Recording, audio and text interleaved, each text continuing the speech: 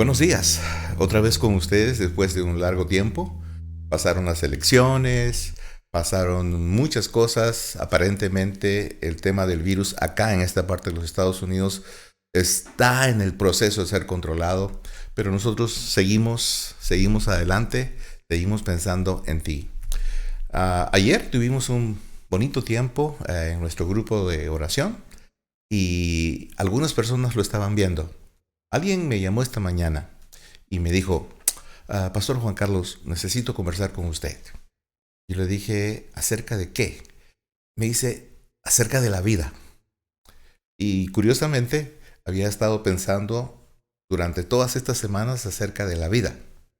Y yo le digo, bueno, vamos a sentarnos y vamos a conversar. Me dice, pero un momentito, pastor, quisiera que me hable de la vida, pero no quisiera que use la Biblia. Entonces, esto me dejó un poco, vamos a decir así, desconcertado. Yo le digo, es que tú sabes que la única cosa que puedo compartir es la Biblia. Y me dice, no, pero yo quiero quiero que usted me comparta acerca de las cosas que usted cree de la vida. Entonces, de pronto me dio la tentación de decirle, no. Pero por otra parte, cuando vi el interés de este joven, se ve que es un joven porque estábamos por teléfono, me di cuenta de que tenía tanta necesidad, pero tanta necesidad. Entonces, quiero comenzar un grupo de podcasts, 1, 2, 3 o 4, en donde hablaremos un poquito acerca de la vida. Te cuento, nosotros estamos viviendo hace unas 2 semanas, casi para 3 semanas, un nuevo programa que estamos instalando en la iglesia acerca de mi experiencia con Dios. Muchas personas nos conocen y saben que los bautistas somos muy poco de experiencias. Porque de pronto nosotros vamos a la palabra de Dios y quisiéramos que la palabra de Dios solamente nos diga exactamente lo que necesitamos hacer. Bueno, qué bueno, esa es nuestra manera de trabajar. Sin embargo, creo que nosotros no podemos dejar de pensar que Dios también actúa a través de las experiencias. Y este joven que me llamó me estaba hablando acerca de todas las experiencias que los hermanos ayer en la noche compartieron en cuanto a sus testimonios. Y esta persona me empieza a preguntar y me dice, pastor, yo quiero que usted me responda, ¿qué es la vida? Entonces inmediatamente pues aparece un versículo aquí en mi cabeza y es la vida, es como un lapso de tiempo. Pero me puse a pensar que él quería que le conteste desde mi corazón y no solamente de algo programado como a veces uno suele estar cuando tiene pues la religión encima, vamos a llamar así, ¿verdad? Entonces le digo, bueno, la vida depende de quién la vive y depende de quién la vive porque para algunos la vida es buena, para otros la vida es mala. Para otros la vida tiene sucesos circunstanciales que nunca hubieran deseado vivir. Y para otros sencillamente la vida es como nada. No tienen ganas de mirar hacia adelante, viven de acuerdo al día y de alguna manera intentan sacarle provecho a todo lo que consideran es vida. Entonces me dice este joven, les voy a contar las preguntas que me hace, me dice, si esto es la vida para usted, entonces dígame en dónde empieza la vida. Y yo le digo, ¿y por qué me preguntas esto? Y me dice, es porque, pastor, ¿sabe? Yo creo que si existe alguien, me dijo, si existe un Dios, creo que se equivocó. Porque de alguna manera hubiera deseado no vivir. Me dice, hubiera deseado no vivir. Entonces, por su pregunta me doy cuenta que es una persona que no tiene una dirección o que tal vez sencillamente ha vivido acontecimientos tan equivocados o tan negativos que de pronto ya le pasaron factura, ¿verdad? Ahora, alguien podría decir, está depresivo, está pasando por un momento, pero no, este hombre estaba bien centrado en sus preguntas. ¿Dónde comienza la vida? Para ti, ¿dónde comienza la vida? Bueno, pues, otra vez, tenemos que mirar que para algunos la vida comienza cuando empiezan a percibir el gusto, cuando empiezan a percibir los olores, cuando empiezan a hablar. Sin embargo, esto se obtiene desde el vientre de nuestra madre. Salmo 139 dice, ¿no? Dice, mi embrión vieron tus ojos. Entonces, Para mí, contestando a la pregunta que me hizo este joven, la vida empieza desde cuando uno es concebido. Desde cuando una pareja, ¿no? En una relación de amor, llegan y conciben una vida. Ahora, ¿por qué esa vida tiene cierta turbación? ¿Por qué este nuevo ser que nace en confusión? Bueno, yo podría decir que esta confusión viene porque en el momento de la concepción, primero, no había amor, y segundo, lo que posiblemente solo había era tal vez un momento de placer, y tal vez no había más nada. Y yo creo, de verdad, de que el nuevo ser percibe el cómo es concebido. Y de allí en adelante, en su niñez, este niño empieza a absorber la carencia, muchas veces de amor o muchas veces de falta de criterio para la crianza. Y esto se revela cuando esta persona es grande. Entonces, ¿en dónde empieza la vida? Otra vez, desde mi punto de vista, empieza desde el momento de la concepción. Pero para algunos no es así. Empieza cuando se sienten identificados o empiezan a identificarse con algo o con alguien. Entonces, el proceso de las circunstancias hace una vida. Ahora, ciertamente, muchos de nosotros hemos cometido seguramente errores, equivocaciones, o hemos tratado de alguna manera de hacer cosas buenas, pero no nos resulta. Ahora, le pregunto yo a este joven, le digo, ¿por qué me haces esas preguntas? De alguna manera, ¿no has logrado lo que hubieras querido lograr? Y me dice, bueno, con las carencias que tengo, me contesta este joven, con las carencias que tengo, nunca voy a poder lograr lo que es el estándar que me exige el sistema. Entonces, interesante, otra vez, una repregunta bastante inteligente. Estándar que me exige el sistema. Entonces, ¿cuál es el estándar que nos exige el sistema en este momento? Estándar se refiere a niveles, sistema se refiere a mundo. Entonces, el estándar del mundo que exige es el éxito. El mundo nos impulsa a tener éxito. Y todas las personas buscamos el éxito de alguna manera. Pero, ¿a qué costo? Entonces diríamos que es el éxito para todas las personas.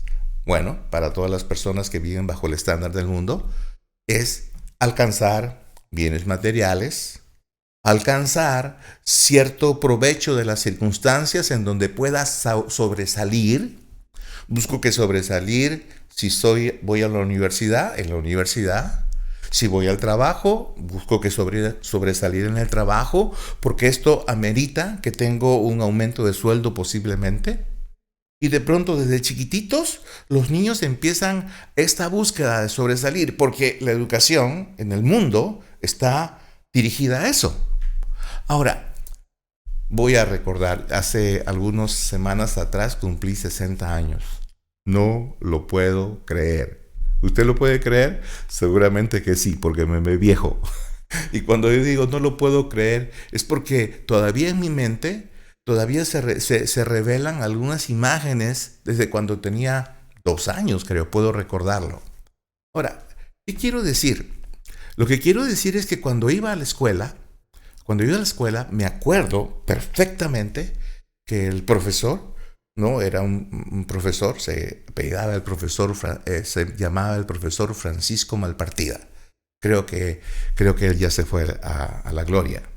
Y tengo varios amigos que seguramente me están mirando, que somos de esa época, hace muchos años atrás. Y el profesor atentamente nos recibía allí desde la puerta del aula. Luego, recuerdo que mi madre o alguno de mis hermanos me iba a dejar. Inmediatamente sabía que mi mamá me tenía alguna lonchera preparada. Luego, en el salón de clase, cuando era el cumpleaños de alguno de los compañeros, tenía 6 años o 7, se celebraba el cumpleaños. O cuando entraba el maestro o cuando entraba el director de la escuela, nosotros nos teníamos que poner de pie. cuando alguno de los mayores estaba conversando dentro de la casa, nosotros teníamos que callarnos, porque era la manera de mostrar respeto. ¿Sabe a dónde voy? Le voy a decir que en los años pasados, en la gente X o antes del milenio, de los millennials, todavía habían estas cosas que nosotros llamamos valores emocionales. ¿Qué son valores emocionales? Son valores que estaban en la casa, se impartían desde la mamá, desde el papá, desde la escuela, desde todas las instancias, habidas y por haber. Había un curso, me acuerdo, en mi país de educación cívica, había un curso de formación del educando, había un curso en donde orientación básica del educando, donde el profesor se sentaba contigo y te preguntaba algunas de tus necesidades inmediatas. Algunos de mis compañeros tal vez no tenían un lapicero para escribir y esas eran las necesidades inmediatas de aquel entonces. Hoy los niños reclaman una tablet, se reclaman una computadora y el Estado, como es acá en los Estados Unidos, el Estado trata de proveer lo mejor en tecnología. Ahora, pero hay una cosa, hay un problema, y es lo que considero que pasó, lo que pasa contigo, le digo al joven que me está hablando. Uno de los problemas es esto, es que esa educación emocional se ha trasladado al sistema frío del gobierno. No quiero hablar del gobierno de una mala manera. Cuando quiero hablar del sistema frío del gobierno, estoy hablando del gobierno educativo. Ya no se enseñan esos valores emocionales. Ya no. Ahora más bien lo que se enseña es a ser independiente. Los chicos en la escuela lo que tienen que hacer es leer muchos libros y aprobar las lecciones. Y hace mucho tiempo no veo el abrazo del maestro, no veo la congratulación. Ahora, es cierto que los chicos, algunos de ellos traen sus certificados que salieron bien, pero no hay nada más. Ya no hay celebración, ¿me comprende usted? Entonces, esos valores emocionales se convirtieron en algo frío. Entonces, la generación, los centennial, vamos a llamar así, esta generación que nace en este siglo, es una generación fría. Es una generación, ahora, por si acaso, no los estoy acusando, No me vayan a malinterpretar. A donde estoy tratando de llegar es que muchos de nosotros no comprendemos que esta generación es así porque es el resultado de lo que tenemos. Es la ausencia de los valores emocionales en las personas. Y regresando al tema de lo que es la vida, entonces podríamos decir que en este momento la vida, para muchas personas, está desfasada, está desequilibrada. Porque mientras unos soñamos con que la vida es idealísticamente amor y emociones, otros en este tiempo ni les importa. Ni les importa. Entonces, sí, ¿hay un imbalance? Claro que hay un imbalance. ¿Por qué? Porque no hay un punto central de unión. Entonces, lo que tenemos que hacer, ¿qué tienen que hacer qué tenemos que hacer los mayores cuando vemos a la gente de este tiempo tratando de educarse? Tenemos que comprenderles que esa es la manera que ellos han tenido de educarse. Yo no tuve esa manera. La carencia de una tableta hizo que mi profesor dedique tiempo para mí. Y me acuerdo todavía su mano, tocando mi mano y ayudándome a trazar para que yo aprenda a escribir. Eso lo hizo mi profesor. Hoy en día, el profesor no puede tocar tu mano porque se podía considerar un tipo de acoso. Ok, las cosas han cambiado pero completamente. Entonces, el joven me vuelve a preguntar, ¿cómo puedo hacer para comenzar a vivir? Esa fue su última pregunta. Entonces le repregunté, ¿qué tipo de vida tienes? Y me contó parte de su historia.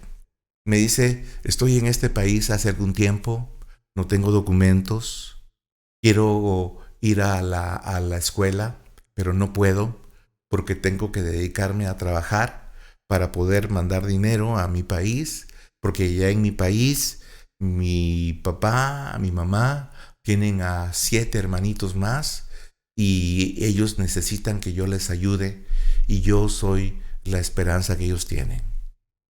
¿Y cuántos años tienes?, le pregunté. Me dijo, tengo 14 años.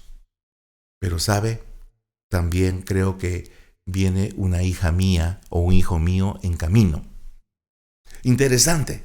Me estaba comenzando a demostrar la realidad de muchos muchachos en este sector, que se dedican a trabajar y de alguna manera se dedican a matar el tiempo, como se dice, ¿no?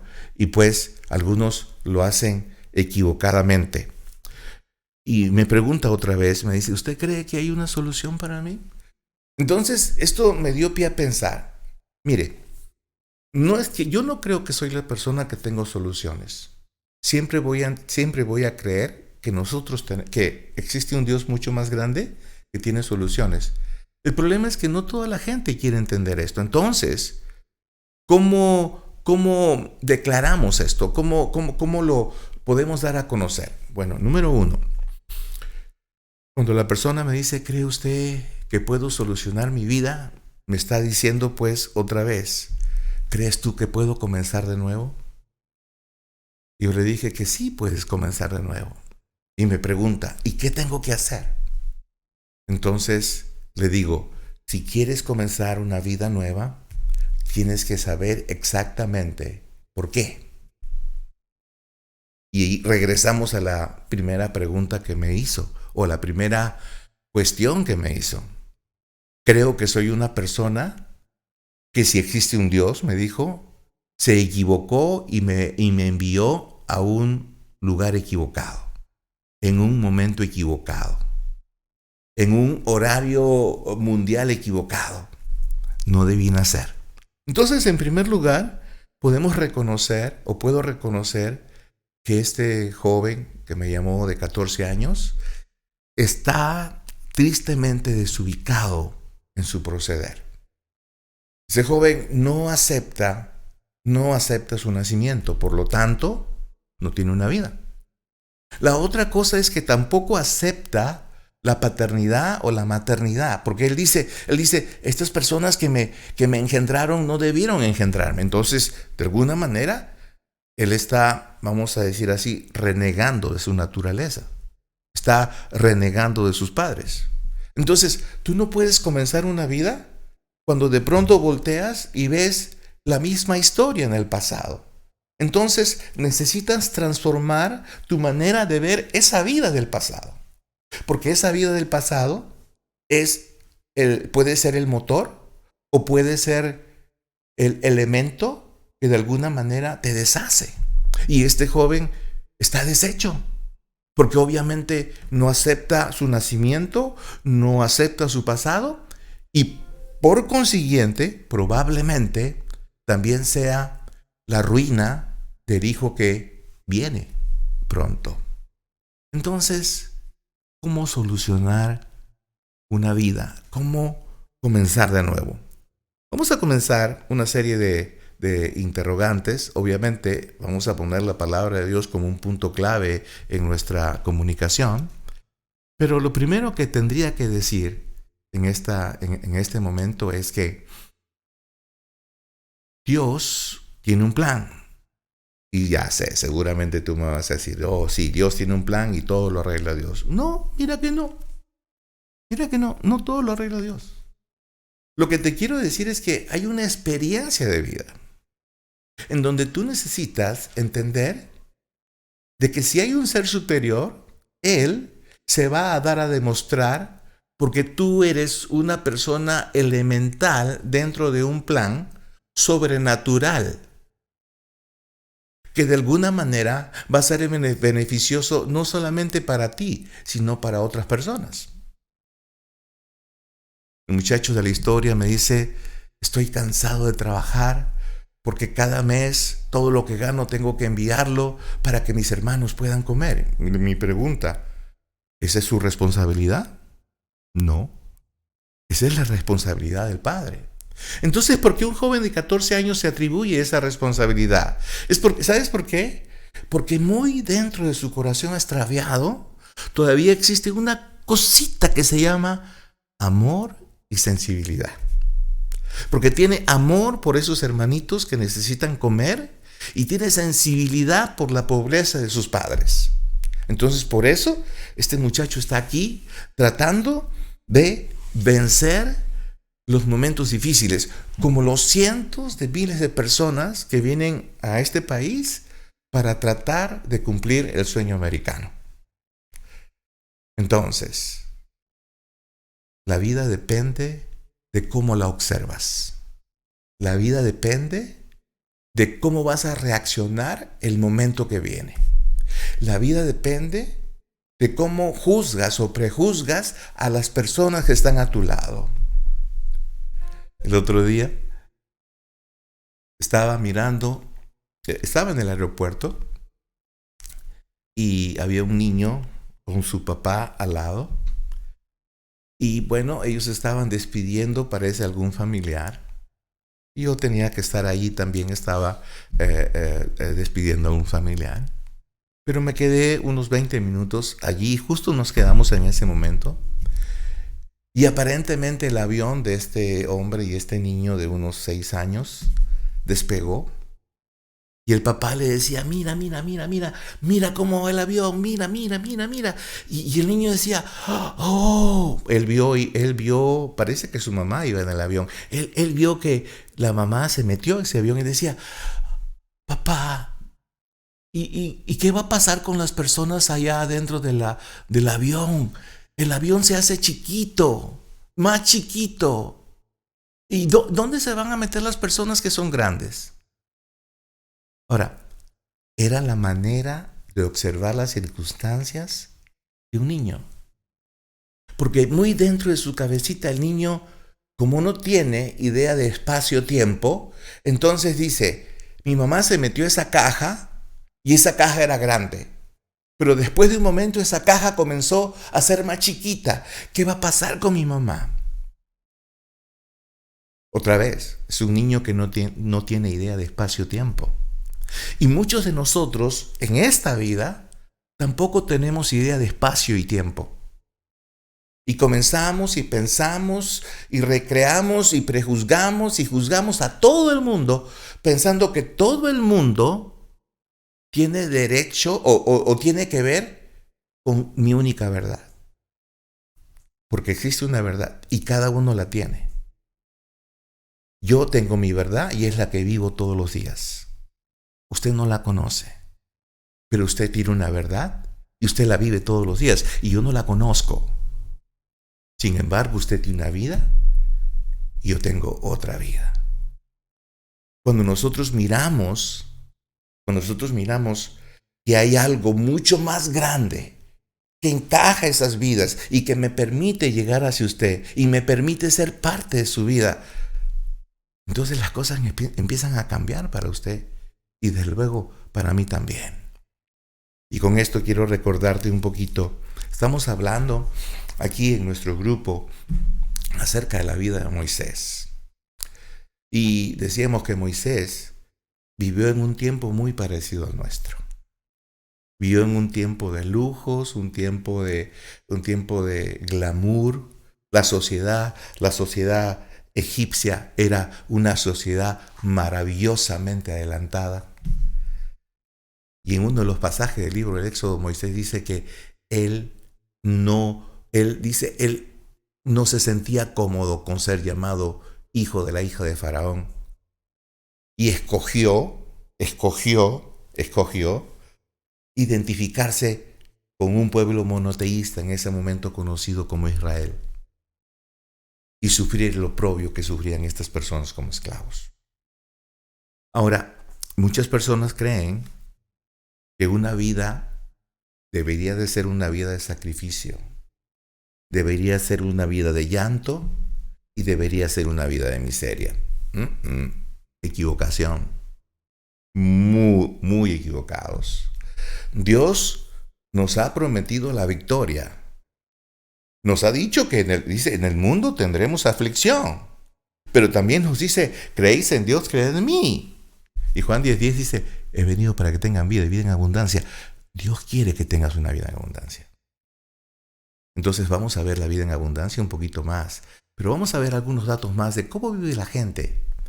¿Cómo es el sentir de la gente en Francia? ¿Cómo es el sentir de la gente en Italia, en Europa? ¿Cómo es el sentir de la gente en Latinoamérica? Y vamos a tratar de invitar en los sucesivos podcasts a personas de diferentes culturas, porque de eso se trata, conocer nuestras culturas y saber que Dios nos trajo a este mundo para gozar de Él, para gozar de esto que nos ha dado. Tengo muchas respuestas para este joven y me prometió que me va a seguir hablando porque quedó completamente interesado. Espero que a ti también te interese saber qué es lo que viene después. Bien, nos vemos. Hasta la próxima. Que Dios te bendiga.